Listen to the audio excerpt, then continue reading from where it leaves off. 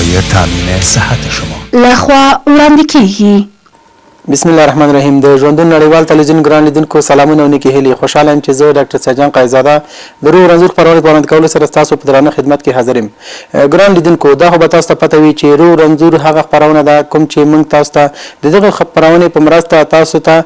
د هغو ناروغۍ په اړه چې د هغې پیښې او وقوعات زموږ په هېواد کې ډېر زیات دي معلومات درکړو. نو همدارنګه موږ نننۍ خپرونه د یو داسې موضوع په اړه چې د هغې پیښې وقوعات زموږ په هېواد کې ډېر زیات لیدل کېږي ځانګړې کړې ده. نننۍ د خپرونې موضوع چې کومه ده هغه د خېټې درد یا د بطن درد دی. د بطن درد ولې منځته راځي، عمده لاملونه یې څه شی دي، څنګه کولی شو چې د دغه ناروغۍ څخه درملنه وکړو او همدارنګه څنګه کولی شو چې د مشکل څخه ځان وژغورو. نو خوشبختانه نن هم موږ سره په سټوډیو کې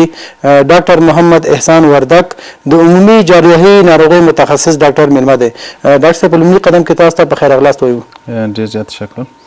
مننه کور رمضان. لکه څنګه چې په پیل کې یادونه وکړه چې نننۍ خپرونه مو د بطن د درد په اړه ځانګړې کړې ده. که تاسو زموږ ګرانو لیدونکو ته په دې اړه یادونه وکړئ چې د بطن درد عمده لاملونه او مساعد کوونکي فکتورونه څه شي دي؟ تشکر. بطن یو ساختمان دی چې په هغه کې ډېر زیات اعضای وجود لري، لکه ویلی شو معده ده، لوی کولمې دي، وړې کولمې دي، پنکراس دی، خلف د پریتوان ته کلیه دي او حالبونه دي، مثانه ده، کیسې صفرا ده، جگر دی. دا ساختمانونه قرار لري. نو دا کولی شي چې خپل ځان ته ځانګړې ناروغي ولري، دردونه ولري چې هغه جداګانه مطالعه کیږي. بیا هم مننه ډاکټر صاحب. که تاسو په دې اړه موږ ته یادونه وکړئ چې د بطن درد یعنی په کومو امراضو کې منځته راځي، ناروغۍ کې منځته راځي، په دې اړه که تاسو مشخص موږ ته یادونه وکړئ. تشکر. په خلاصه طور زه تاسو ته ووایم، معده ده مثلا ګاسټریټ دی، سبب د درد ګیډې ګرځي. بعضې وختو کې دلته قرحات، زخمونه د معدې وجود لري چې بالاخره بعضې وختو کې دا په تسقب یا سوری کېدو باندې منجر کیږي چې اسید خپله داخل د بطن ته راتویږي او ډیر شدید درد پیدا کوي. بل مثلا مریضان دي پخوا یې د مرقه مریضګانې تېرې کړي دي، یو قسمت دی چې دا د کولمو نازکه کیږي، بالاخره سوري پکې پیدا کیږي او دا هم سبب د ګیډې د درد ګرځي. بعضې نورو واقعاتو کې کولمې سره تاویږي، دې ته انسداد وایي چې دا هم سبب د ګیډې د درد کیږي. په نورو واقعاتو کې فتقونه د داخل بطني دي چې په بعضو حفراتو کې د کولمې داخلیږي، دا هم سبب د درد بطن ګرځي.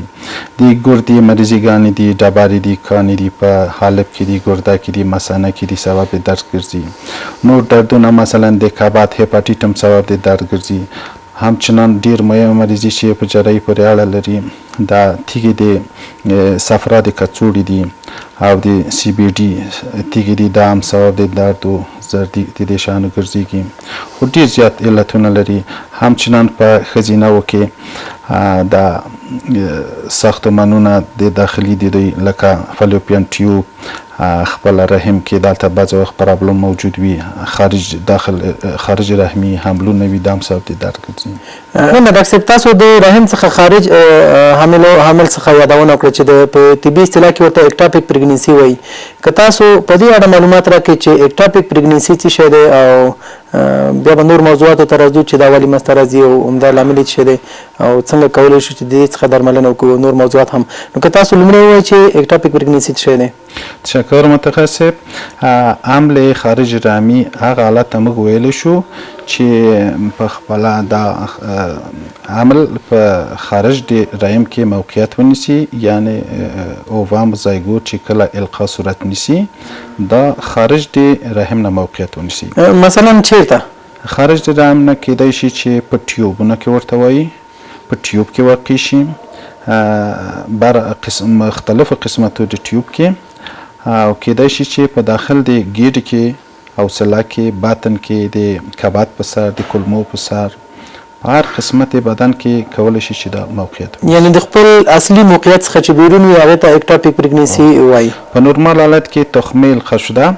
په داخل د رحم کې په اندومتر کې ځای په ځای کیږي دا خپل نه میاشتې پوره کوي بل اخره په یو طفل تبدیلیږي ولادت کیږي اما عمل خارج رحمی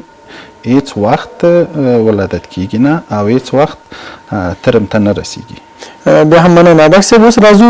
تاسو د اکټاپیک پریګنسي یادونه وکړه زموږ ګران لیدونکو خو په دې اړه څه معلومات لاسته راوړل نو که تاسو د دې عمده لاملونه او مساعد کوونکو فکتورو په اړه یادونه کوي چې دغه حالت ولې منځته راځي دا حالت اکثرا موږ چې مریضان معاینه کوو اکثرا هغه خویندې میندې چې دوی واده کوي او په جریان د دې کې دوی ته موږ ورته په اصطلاح کې وایو انفلاماتوري پلویک ډیزیز یعنی التهابات عضلي په ښځینه طبقه کې دا یو علت دی پی آی ډي بل علت اندومتریوزس دی بل هغه میندې چې دوی د ادویجات ضد حاملګي نه استفاده کوي اکثرا په دې حالت گرفتاریږي بیا هم مننه ډاکټر صاحب اوس که راشو دې موضوع ته چې موږ څنګه پوهیږو چې یو میند یو ښځه په اکټاپیک پریګننسي باندې مبتلا ده یعنی د دې حمل چې کوم دی هغه د حمل څخه خارج دی که د دې نښې نښانو په اړه یادونه وکړئ چې د دې عمده نښې نښانې څه شی دي په اوایلو هفتو کې دا قابل تشخیص نه ده دا تقریبا په شپږمه الی اتمه هفتو کې قابل تشخیص کیږي په دې کې اکثرا خویندو ته د تکلیف د خفیفه خونریزي د لمنې لخوا پیدا کیږي او بل په ضمن کې د ګیډې درد لري د ګیډې درد ورسره موجود وي او تشخیص یې که راشو څنګه کولی شو چې تشخیص کړو اوس ډیر وسایل د تشخیصي دي موږ په دسترس کې قرار لري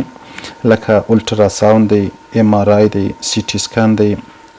او وجینل الټراساوند دی په دې کې دا دقیق تر تشخیص کیږي او په دې اواخر کې چون تشخیصي وسایل زیاتر بازار ته راوتی دي دا واقعیت زیاتر تشخیص کیږي او زیاتر موږ سره مخامخ یو بیا هم مننه ډاکټر صاحب تاسو د بطن د درد یادونه وکړه دغه د بطن د درد لکه په دغه حالت کې د درد وصف په اړه یادونه وکړئ چې دغه درد وصف څه خوري په کوم شکل سره دغه درد موجود وي که تاسو په دې اړه یو څه یادونه وکړئ دا درد چې مریضان ته پیدا کیږي دا باعث د خونریزي نه پیدا کیږي اکټاپیک پریګننسي یعنی خارج رحمی حمل هغه ترم ته نه رسیږي که څوک وغواړي و نه غواړي په 2-3 میاشتو کې د خپل هغه ساحه رپچر کوي یعنی چریږي او خونریزي پیدا کیږي خونریزي مختلف درجات لري د کم نه تر زیاته پورې هغه وخت چې مریضانو ته خونریزي پیدا شي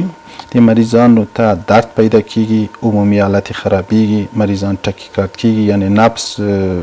د مریضانو زیاتیږي یو بیالي پیدا کوي کسالت پیدا کوي ظرفیت بل اخره که تداوی نشي مریضان د شوک کولاپس طرف ته ځي بیا هم مننه ډاکټر صاحب اوس که تاسو د دې ناروغانو د خونریزي دغه جریان په اړه یادونه کوي چې آیا دغه خونریزي څومره دوام کوي او همدارنګه دغه حمل خپل اخري مرحله ته رسیږي که نه رسیږي که په دې اړه یادونه وکړي چې دغه کوم دغه اکټاپیک پریګننسي یا د رحم څخه بیرون حمل صورت نیولی دی دا خپل اخري مرحلې ته رسیږي که نه رسیږي او که نه رسیږي نو په څومره هفته د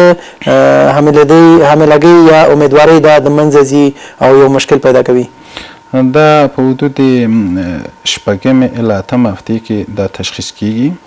خونریزي فرق کوي د بعض مریضان خونریزي کمه لري داخل بطني او وزن زیاته وي او هیڅ وخت دا ترم ته نه رسیږي بیا هم مننه ګران لیدونکو دا خو ډاکټر صاحب مونږ تاسو ته د ډاکټر صاحب په مرسته مونږ تاسو ته دغه بطن په اړه معلومات درکړو چې د بطن درد عمده لاملونه څه دي او بیا په دې کې د اکټاپیک پریګننسي یا د حمل نیول د رحم څخه بیرون په اړه یو څه معلومات درکړو ولې منځته راځي او نښې نښانې څه دي دا چې د دغه مشکل درملنه څنګه ده او څنګه کولی شو چې د دې څخه ژغورنه وکړو او یا دا چې درملنه ونشي نو کوم مشکل منځته راوړي تر یو لنډې دمې وروسته مو ملتیا وکړئ